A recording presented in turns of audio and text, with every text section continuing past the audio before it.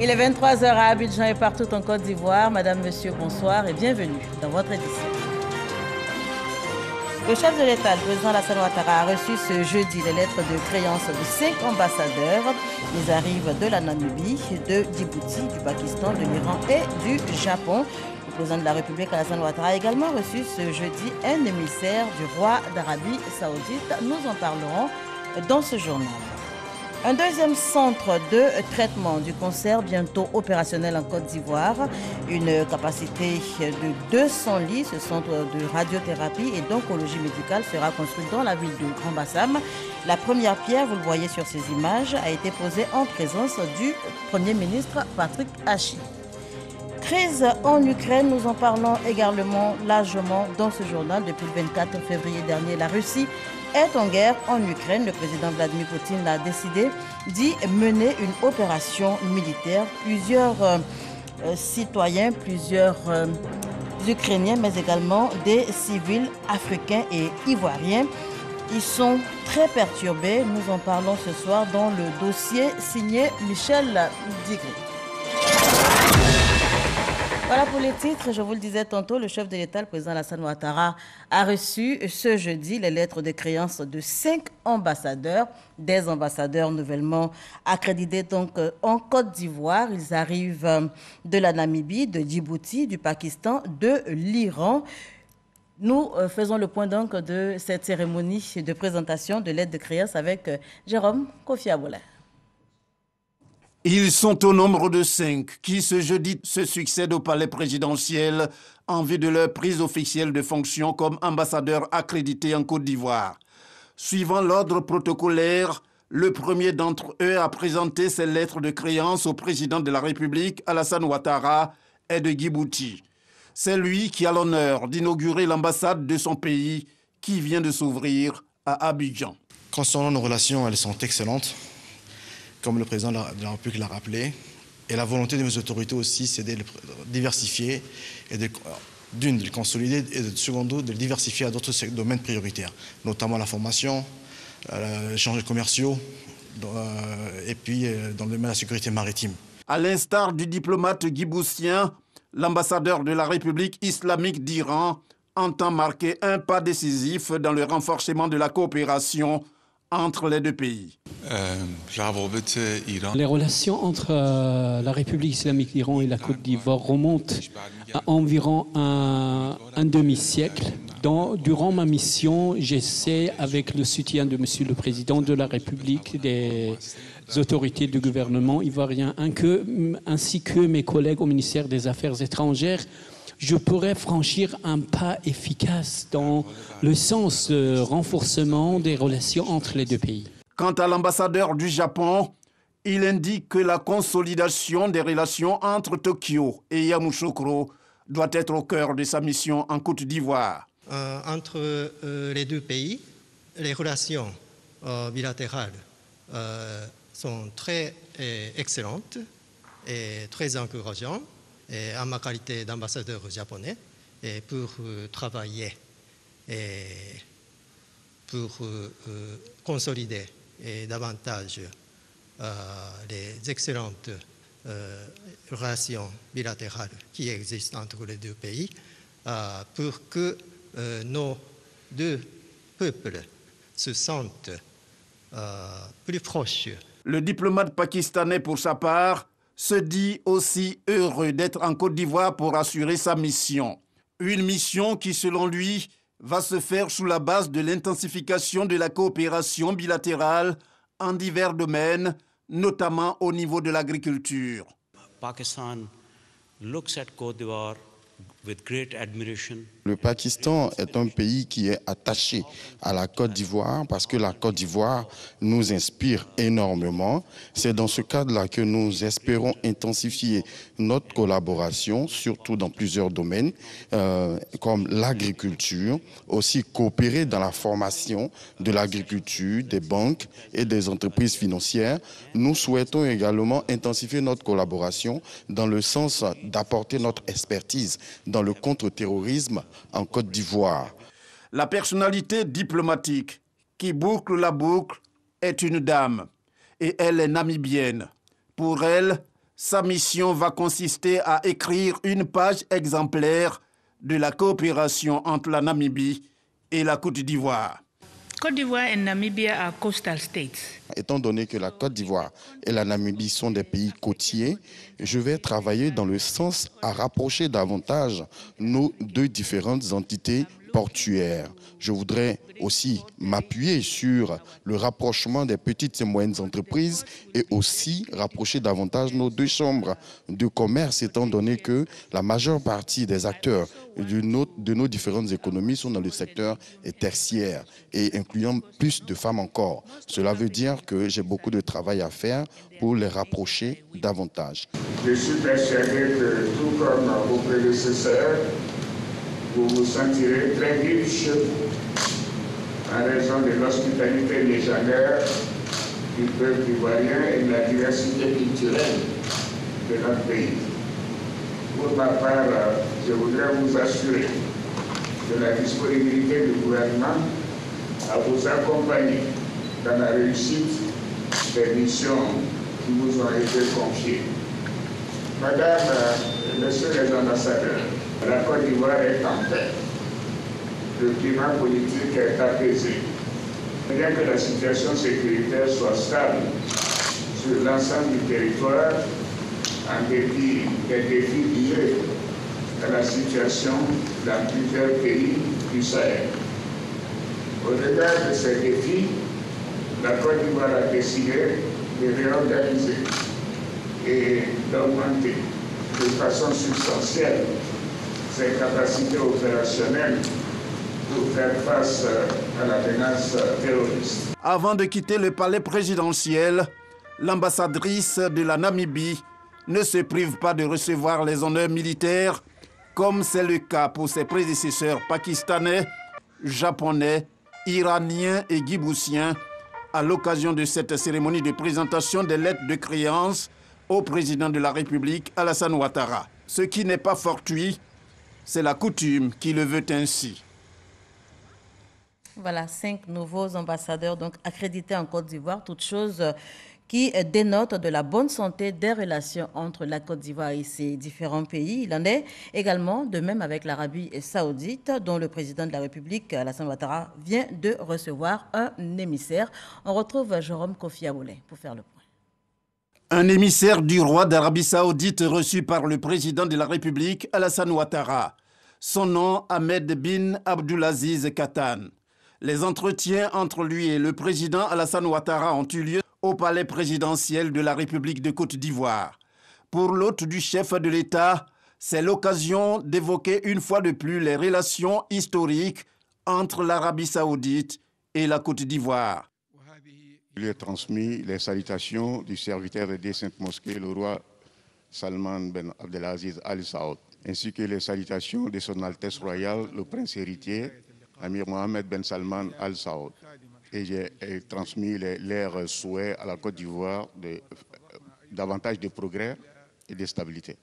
On a évoqué également les relations solides qui existent entre le Royaume d'Arabie Saoudite et la Côte d'Ivoire.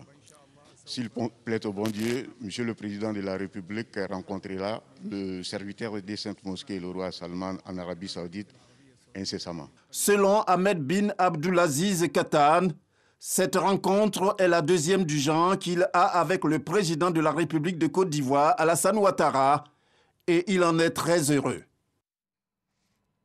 Ouverture ce jeudi de la 11e conférence de l'ASENA. L'ASENA, c'est l'association des Sénats, Soura et conseils équivalents d'Afrique et du monde arabe. Le président du Sénat, Janoua Ousso-Kouadio, y conduit une forte délégation ivoirienne. Il est question à cette rencontre de haut niveau du renforcement de la coopération sud-sud entre les parlements africains et également ceux des pays arabes. C'est ce que nous rapporte Herman Guivet, notre envoyé spécial. Rabat, capitale du Royaume du Maroc, au siège du Parlement marocain, des délégations parlementaires venues d'Afrique et du monde arabe affluent. Au nombre des délégations africaines parlementaires, celle du Sénat de Côte d'Ivoire, conduite par le président de l'institution ivoirienne, Ousso-Kouadio Jano. Raison de cette présence au Royaume du Maroc, l'ouverture de la 11e conférence de l'ACK, l'association des Sénats, Choura et conseils équivalents d'Afrique et du monde arabe. Notre association, véritable plateforme de partage d'expériences, doit participer à la promotion et au renforcement de la coopération Sud-Sud. Les travaux de cette rencontre doivent ouvrir un large chantier sur les défis de l'intégration arabo-africaine par des projets de développement réalisables à fort impact économique et social. Une coopération Sud-Sud qui, pour le président du Sénat ivoirien Ahoussou Kouadio-Jano, doit impérativement s'intensifier. Son intervention portera d'ailleurs sur la coopération et la solidarité arabo-africaine, pilier fondamental de la réhabilitation économique et du développement dans le contexte de la pandémie de Covid-19. La coopération arabo-africaine est une source de financement du développement pour les pays africains. À titre d'illustration, en Côte d'Ivoire, la Banque arabe pour le développement économique en Afrique, BADEA, a réalisé un investissement de 1 500 milliards de dollars US pour le financement du Plan national de développement 2016-2020. Elle compte pour le prochain plan 2020-2024 accroître ses interventions de manière significative pour la mise en œuvre des projets dans le domaine des infrastructures, du secteur privé, du développement de la chaîne des valeurs avec un focus sur les femmes et les jeunes. La survenance de la pandémie de la Covid-19 n'a pas altéré la coopération arabo-africaine. En effet, la situation sanitaire due à la Covid-19 en 2020 a fortement affecté les ménages et les entreprises ivoiriennes. Fort heureusement, les mesures idoines prises par son Excellence M. Alassane Ouattara, président de la République de Côte d'Ivoire, ont permis à l'économie ivoirienne de se redresser sur l'année 2020-2022. Une coopération qui mérite d'être renforcée. Les présidents du Sénat, du Zimbabwe et du Yémen abonderont dans le même sens. Dans la soirée, un dîner d'honneur sera offert aux chefs des délégations ainsi qu'aux membres de leur délégation avant la reprise, demain vendredi, d'une autre journée riche d'échanges et de propositions.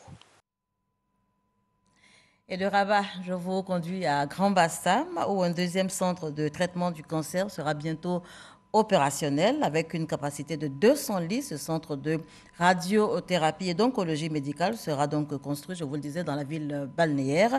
La première pierre a été posée en présence du Premier ministre Patrick Achi.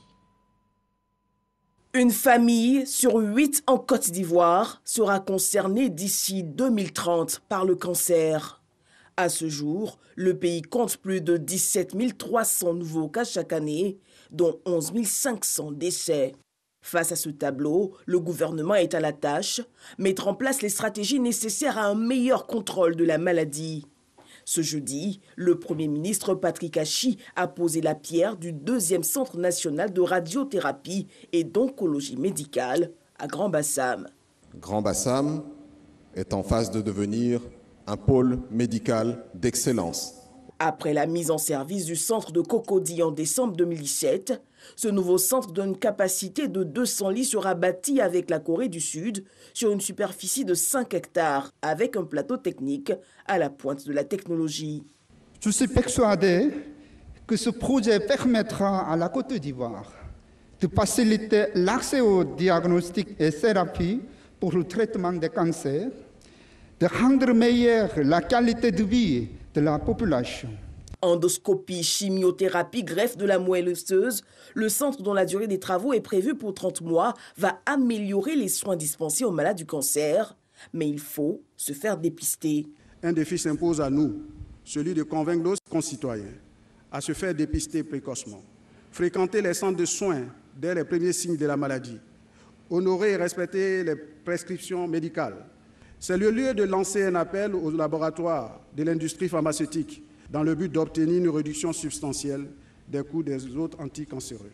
Autre avantage de ce centre, la proximité des soins. Ce centre national de radiothérapie et d'oncologie médicale qui va voir le jour contribuera à réduire la lourde facture des évacuations sanitaires qui, en plus des contraintes financières qu'elles font peser sur l'État et les familles, constituent une rupture du principe d'égal accès à tous aux soins de santé.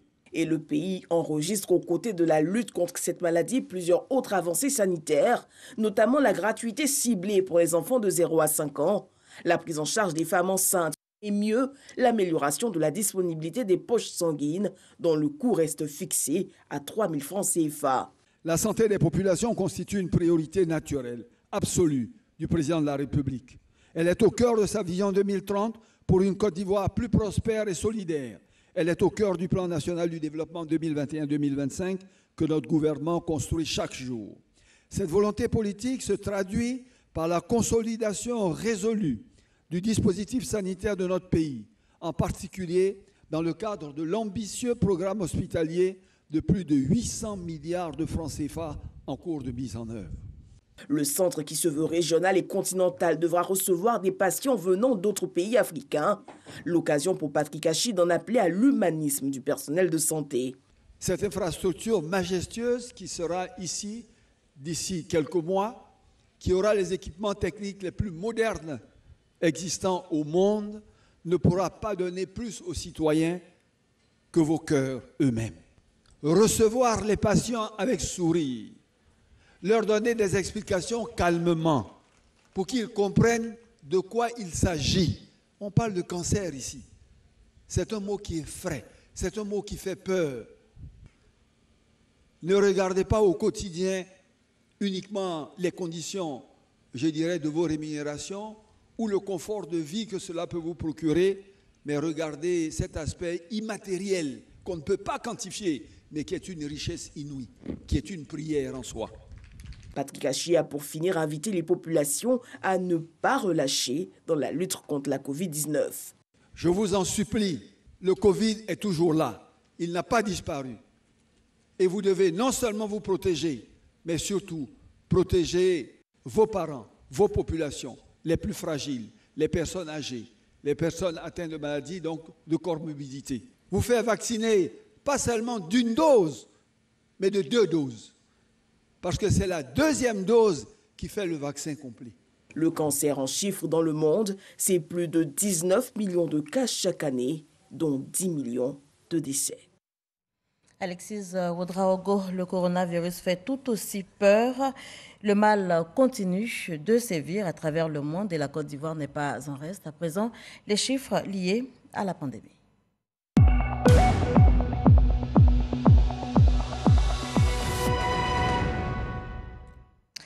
Le ministère de la Santé, de l'Hygiène publique et de la couverture maladie universelle a enregistré ce jeudi 3 mars 5 nouveaux cas de Covid-19, 79 guéris et fort heureusement 0 décès. À la date donc du 3 mars 2022, la Côte d'Ivoire compte 81 523 cas confirmés, dont 80 132 personnes guéries et 794 décès. Covid-19, on en parle toujours. Le mal continue de sévir, je vous le disais tantôt, et les États-Unis accompagnent le pays dans son combat contre cette pandémie. L'Agence des États-Unis pour le développement international vient d'approuver une attribution de 17 millions de dollars, soit plus de 10 milliards de francs CFA à la Côte d'Ivoire, des fonds qui s'inscrivent dans l'initiative Global Vax, l'accès aux vaccins contre la pandémie. On en sait davantage avec Adama Akone. La bourse est consistante, plus de 10 milliards de francs CFA. C'est le montant que les États-Unis consentent à décaisser en faveur de la Côte d'Ivoire à travers l'Agence des États-Unis pour le développement international, USAID. La destination de cette somme, les activités menées contre la COVID-19, notamment l'approvisionnement, la logistique de la chaîne du froid et l'amélioration de l'accessibilité aux sites de vaccination. Le financement américain est le résultat des efforts accomplis par le gouvernement ivoirien dans la lutte contre la pandémie. Le dernier rapport épidémiologique ivoirien note qu'au 2 février 2022, plus de 10 millions de personnes, soit 46% de la cible nationale, avaient reçu au moins une dose de vaccin. Dans ce lot, 27% avaient entièrement été vaccinés. Des performances qui ont convaincu le gouvernement américain.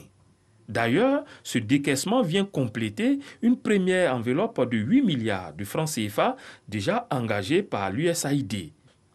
À cela s'ajoutent plus de 6 600 000 doses de vaccins offerts par les États-Unis à la Côte d'Ivoire. L'appui du gouvernement américain s'inscrit dans le cadre de l'initiative pour l'accès mondial aux vaccins, Global Vax.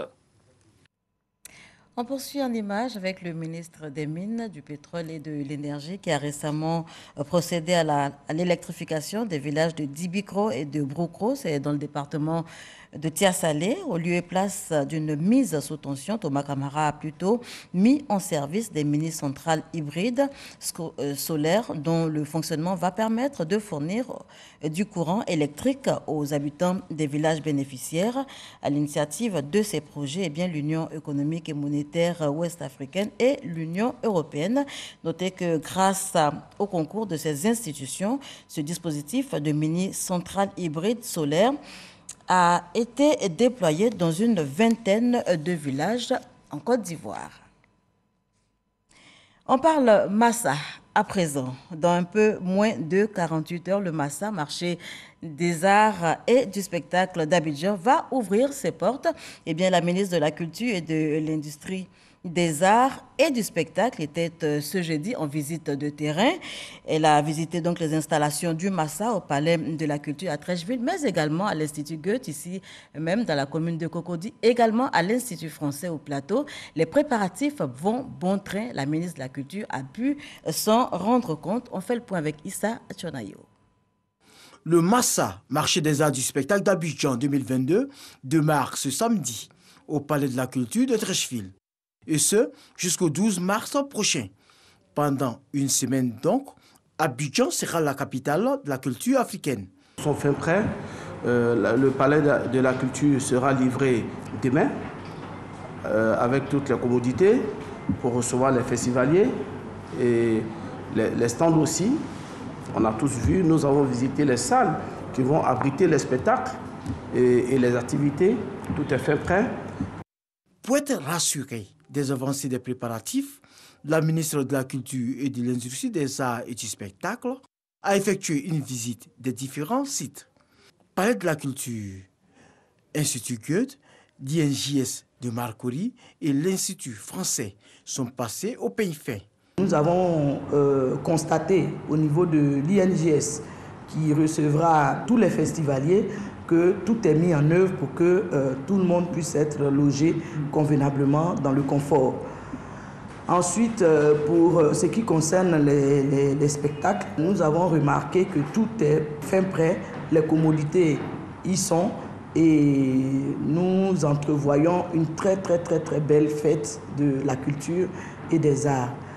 La ministre Arlette Badouingue-Sankwame a exhorté l'ensemble du personnel du Massa à travailler en équipe afin de relever le défi de l'organisation de cette 12e édition.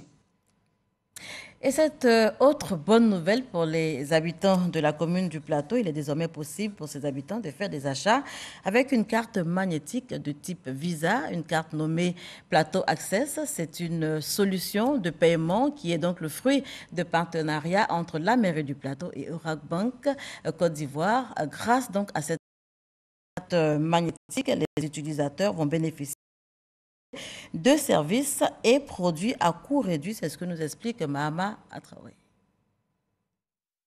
Pour la commune appelée le centre des affaires, c'est un moyen de paiement innovant qui tombe à point nommé. Baptisée Plateau Access, cette carte prépayée de type Visa permet à ses utilisateurs d'acheter des biens et des services à coût réduit sur le territoire communal du Plateau. Nous parlons aujourd'hui de Plateau Smart City, une cité qui se modernise de jour en jour.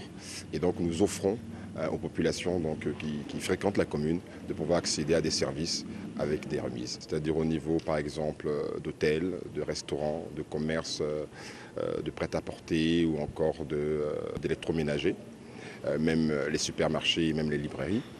La mairie du Plateau a développé et mis en service cette solution de paiement avec le soutien bancaire de Orabank Côte d'Ivoire. Une sorte de partenariat public-privé motivé par le double enjeu de digitalisation et d'inclusion financière pour le bien-être des populations. Avec la carte Plateau Access, vous pouvez percevoir votre salaire, acheter via les terminaux de paiement électronique, effectuer l'opération de retrait dans les guichets Orabon Côte d'Ivoire et chez les confrères. En Afrique, en Côte d'Ivoire et dans tout le monde entier. Une couverture assurance au niveau national et international, pour ne citer que cela. Par le canal d'un site sécurisé, vous pourrez suivre en toute autonomie vos transactions et transférer de l'argent de carte en carte. La carte prépayée Access Plateau est accessible, que vous soyez titulaire ou non de compte bancaire. Elle est rechargeable dans toutes les agences du réseau Orabank Côte d'Ivoire et bientôt à la mairie du Plateau. La crise en Ukraine, je vous le disais en titre, nous en parlons largement dans ce journal. Depuis le 24 février dernier, la Russie est en guerre en Ukraine. Le président Vladimir Poutine a décidé d'y mener une opération dite militaire. La communauté internationale, l'OTAN et ses alliés s'insurgent contre cette attaque militaire de l'Ukraine et a pris plusieurs sanctions économiques contre donc la Russie. L'Assemblée générale de l'ONU a adopté une résolution ce mercredi, donc hier, et demande à la Russie d'arrêter immédiatement cette guerre en Ukraine. Les populations civiles sont dans le tourment, parmi elles des Africains, des Ivoiriens, et le gouvernement ivoirien ne reste pas les bras croisés. Plusieurs actions sont donc menées pour sécuriser la sortie des Ivoiriens de ces zones de guerre. Crise en Ukraine, retour sur les faits. C'est un dossier signé Michel Digré.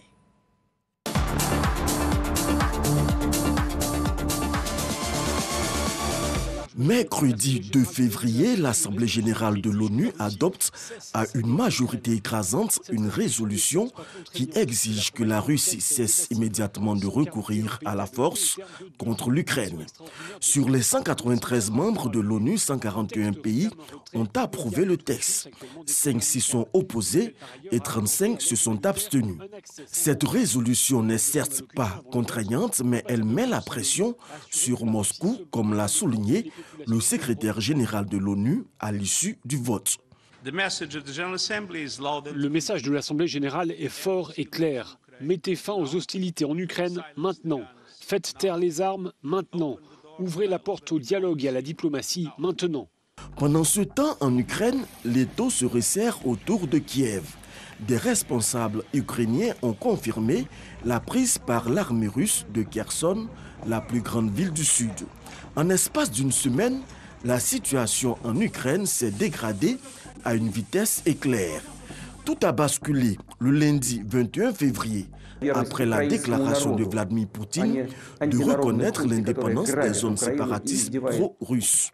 Le président ukrainien réagit aussitôt. Nous sommes sur notre propre terre. Nous n'avons peur de rien ni de personne. Nous ne devons rien à personne et nous ne donnerons rien. Le jeudi 24 février, le président russe déclare avoir pris la décision de lancer une opération militaire et donne ses raisons. Il s'agit de l'expansion de l'OTAN vers l'Est, du fait que ces infrastructures militaires s'approchent des frontières de la Russie. La machine de guerre est en marche. Et, je le répète, elle s'approche très près de nos frontières. Le président français Emmanuel Macron bat en brèche cette théorie au cours de son adresse à la nation ce mercredi. Cette guerre n'est pas un conflit entre l'OTAN et l'Occident d'une part et la Russie d'autre part, comme certains peuvent l'écrire. Il n'y a pas de troupes ni de bases de l'OTAN en Ukraine. Ce sont des mensonges. La Russie n'est pas agressée, elle est l'agresseur. Dans tous les cas, l'armée russe est entrée en action en Ukraine depuis une semaine.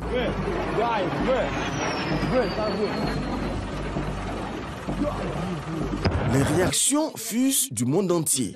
Les sanctions économiques contre la Russie s'enchaînent. Nous avons convenu de cibler 27 individus et entités qui jouent un rôle pour miner ou pour menacer l'intégrité territoriale et l'indépendance de l'Ukraine.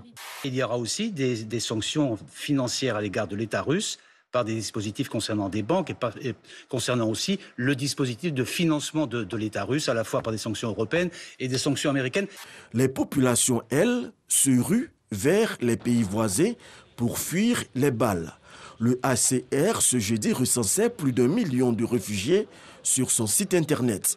Parmi eux, des Africains victimes de discrimination. Quand on quitte l'Ukraine, tout était bien, mais arrivé à la frontière en fait. Donc c'est à la frontière, il y avait bousculade, on dirait qu'on nous boudait, tout ça. On est là exposé dehors, avec le froid qu'il y a ici. On ne nous donne toujours pas où nous abriter au fait. On est exposé avec le froid. Face à cette situation, la Côte d'Ivoire ne reste pas les bras croisés. En première ligne, le ministère des Affaires étrangères. Nous avons mis en place une cellule de crise ici au niveau du ministère d'État, ministère des Affaires étrangères, de l'intégration africaine et de la diaspora. Et la chance que nous avons eue, c'est que quelques mois auparavant, un jour, j'ai reçu un message par WhatsApp de quelqu'un qui se présentait à moi comme étant le président des Ivoiriens vivant en Ukraine. Alors, le 23, je l'ai eu au téléphone. Il m'a dit comme ça qu'on leur a demandé de descendre dans les sous-sols. Alors là, je sentais que la panique commençait à les gagner. Donc, alors je lui ai demandé s'il était en contact avec ses autres amis. Parce qu'il m'a dit qu'ils avaient une organisation, lui il était le président national, et que dans chaque grande région, il y avait un président et son bureau. Donc le président était censé recenser tous les Ivoiriens qui vivaient dans sa zone, chaque président. Donc je lui ai dit de faire un message à tous les autres, de s'enquérir des nouvelles de tous les autres, et puis qu'il fallait qu'ils maintiennent le contact, que si d'aventure il y avait quelque chose, ça allait être un canal pour qu'on puisse leur donner des instructions pour qu'ils soient en sécurité. Soucieux de la sécurité de ses concitoyens résidant en Ukraine, le président de la République, Alassane Ouattara, s'implique personnellement dans l'opération. Je voudrais très sincèrement saluer le leadership de son Excellence, Monsieur le Président Alassane Ouattara. Parce que, effectivement, dès que la guerre a éclaté, je l'ai appelé. Je voulais même faire une communication en conseil. Il m'a dit non, quand il n'y a pas de communication en conseil, tu pourras la faire après pour une régularisation, mais je veux que tu me dises combien il faut et on envoie aussitôt les moyens pour venir en aide à nos compatriotes qui sont là-bas. Et ce qui fut fait. Sur instruction du chef de l'État, l'ambassadeur de Côte d'Ivoire en Allemagne, le général Philippe Mangou est mis en mission pour organiser l'évacuation des Ivoiriens vivant en Ukraine. À la tribune de l'Assemblée générale de l'ONU, la Côte d'Ivoire donne de la voix à travers son représentant permanent auprès des Nations Unies.